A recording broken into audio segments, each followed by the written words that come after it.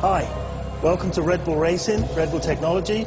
My name is Steve Netty. I'm the Business Development Manager here. It's going to be my pleasure to show you around our factory.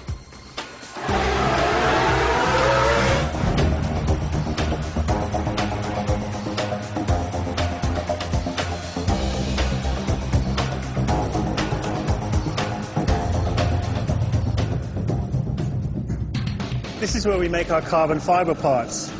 Carbon fibre is an amazing material, very, very strong, but very, very lightweight as well, which is important to us. You'll find carbon fibre in the aerospace industry. Helicopters and particularly fighter aircraft are made in carbon fibre. The process is interesting as well. The carbon comes to us as a woven sticky cloth in different grades. Our guys will take the cloth, will cut it to shape, and then we'll lay it into moulds, layer upon layer upon layer. Maybe 30 layers, maybe 50 layers. The whole thing then goes into one of our autoclaves, which is basically a pressure oven, where it's cured at a temperature of about 140 degrees C and 7 atmospheric pressures. The effect of that curing cycle is to turn that sticky cloth into that very, very strong and stiff material that we make the racing car from. Once the carbon components have been in the autoclave and the carbon's been cured, they come into here where they're trimmed and parts are bonded together. In fact, you'd be surprised how much of a racing car is actually glued together.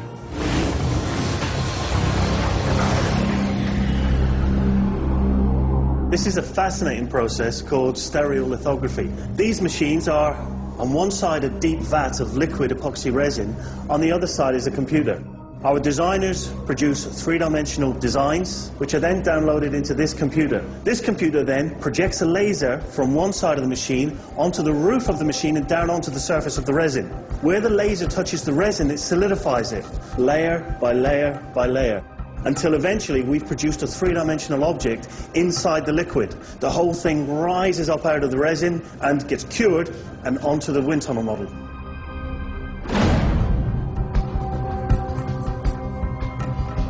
We produce a scale model of the car, which we test for aerodynamics in our wind tunnel. The Concorde aircraft was tested in that tunnel many years ago. But it's our tunnel now, where we test. It's a constant battle between downforce and drag. It's important that we make the car as aerodynamically slippery as we can so that it cuts through the air nice and cleanly with a minimum of drag.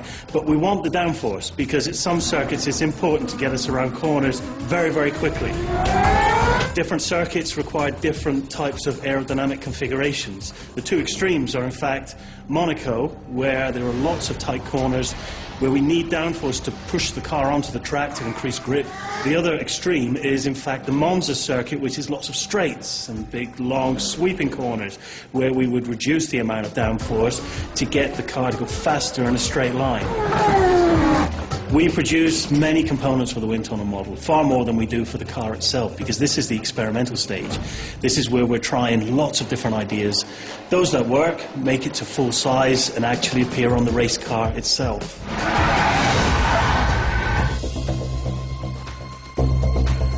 Now, although much of the car is made in carbon fibre, we still make many components in metal. Lightweight metals like aluminium or titanium or magnesium for areas of the car like gearbox, hydraulics and suspension. One of the reasons we use these lightweight metals is because our objective is always to try to reduce the weight of the car as much as possible for competitive reasons. And for that same reason, we will machine these components into very fine detail.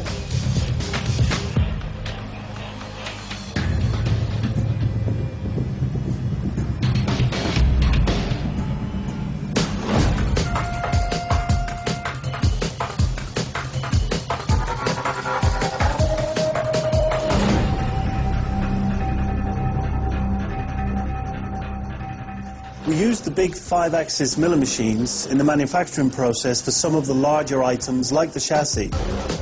We also use them for producing the tool and block patterns, which are the basis for the carbon fibre moulds in which we'll make the composite parts themselves.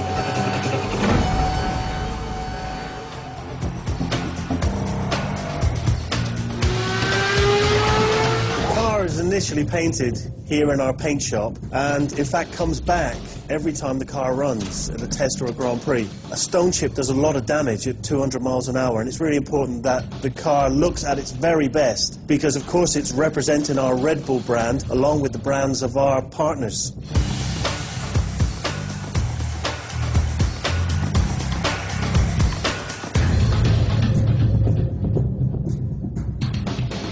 In our R&D rig test room, we're able to test individual systems from the car, for example, our braking system. But what we're also able to do on our 7-post hydraulic rig is to test the entire dynamics of the car.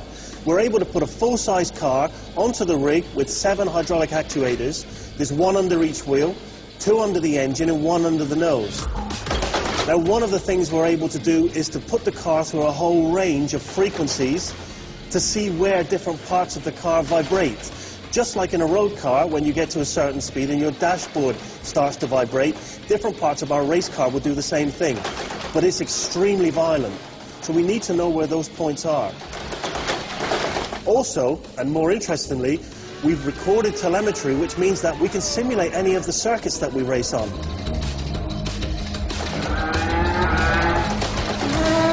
Now, although we use computer simulation more and more these days for engineering analysis, there's still a requirement to make physical tests. We may put a nose onto this rig and make a fatigue test, push it up and down and side to side.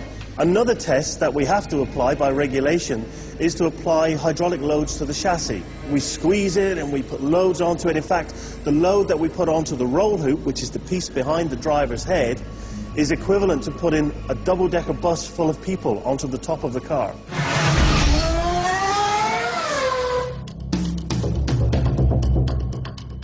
Well, this is the last stage in the factory. This is where all of those aluminium and titanium and carbon fiber parts come together for hydraulic and electronics and aerodynamics.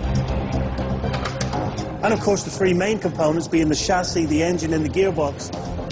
This is where they come together.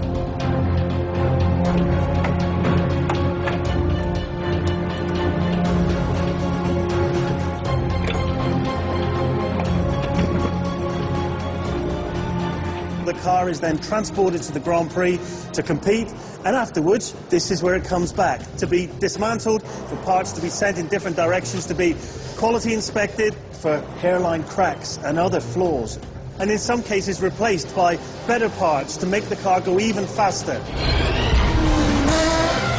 So that's Red Bull technology and Red Bull racing. That's how we design and test and build our racing cars. I've thoroughly enjoyed showing you around. Thanks for visiting.